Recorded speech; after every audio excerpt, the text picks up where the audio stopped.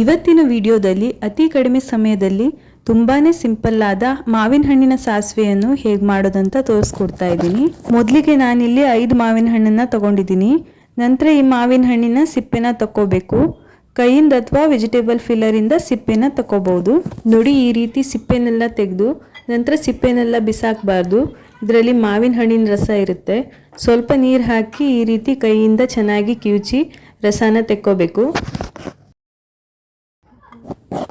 ನಂತರ ಈ ರಸನ ತೆಗೆದಿಟ್ಕೊಂಡಿರೋ ಮಾವಿನ ಹಣ್ಣಿನ ಜೊತೆ ಮಿಕ್ಸ್ ಮಾಡ್ತಾ ಇದ್ದೀನಿ. ನಂತರ ಇದನ್ನು ಪಕ್ಕಕ್ಕಿಟ್ಟು ನೆಕ್ಸ್ಟ್ ಮಸಾಲೆ ರುಬ್ಲಿಕ್ಕೆ ಒಂದು ಮಿಕ್ಸಿ ಜಾರ್ಗೆ ಚಿಕ್ಕ ಕಪ್ಪಲ್ಲಿ ಅರ್ಧ ಕಪ್ಪು ತೆಂಗಿನಕಾಯಿನ ಹಾಕೋತಾ ಇದ್ದೀನಿ. ಖಾರಕ್ಕೆ 1.5 ಚಮಚ ರೆಡ್ ಚಿಲ್ಲಿ ಪೌಡರ್ ಹಾಕೋತಾ ಇದ್ದೀನಿ. ನೀವು ಬೇಕಿದ್ರೆ ಒಣಮೆಣಸಿನ್ಕಾಯಿ ಹಾಕೋಬಹುದು. ನಂತರ 1/4 ಸ್ಪೂನ್ ಅರಿಶಿನ, ಸ್ವಲ್ಪ ಮೆಣಸಿನಕಾಳು, ಅರ್ಧ ಸ್ಪೂನ್ ಸಾಸಿವೆ, 1 ಸ್ಪೂನ್ ಬೆಲ್ಲನ ಸೇರಿಸಿ ರುಬ್ಬಿಟ್ಕೊಳ್ಬೇಕು. ನಂತರ ಒಂದು ಪಾತ್ರೆಗೆ ಸ್ವಲ್ಪ ಎಣ್ಣೆ ಹಾಕಿ ಸ್ವಲ್ಪ ಸಾಸಿವೆ, ಜೀರಿಗೆ, ಒಗ್ಗರಣೆ ಸೊಪ್ಪು ಹಾಕಿ ಅದಕ್ಕೇನೆ ರುಬ್ಬಿಟ್ಕೊಂಡಿರೋ ಮಸಾಲೆನ ಹಾಕ್ತಾ ಇದ್ದೀನಿ. ನಂತರ ಇದಕ್ಕೆ ತೆಗೆದಿಟ್ಕೊಂಡಿರುವ ಮಾವಿನ ಹಣ್ಣನ್ನ ಒಂದೊಂದಾಗಿ ಸೇರಿಸ್ಕೊಳ್ತಾ ಇದ್ದೀನಿ.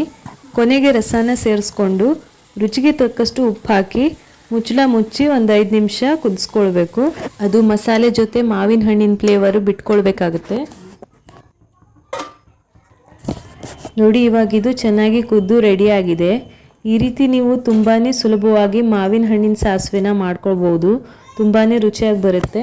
ಈ ರೆಸಿಪಿ ನಿಮಗೆ ಇಷ್ಟ ಆದರೆ ಪ್ಲೀಸ್ ಒಂದು ಲೈಕ್ ಮಾಡಿ, ಶೇರ್ ಮಾಡಿ, ನಮ್ಮ ಚಾನಲ್ನ ಸಬ್ಸ್ಕ್ರೈಬ್ ಮಾಡ್ಕೊಳ್ಳಿ.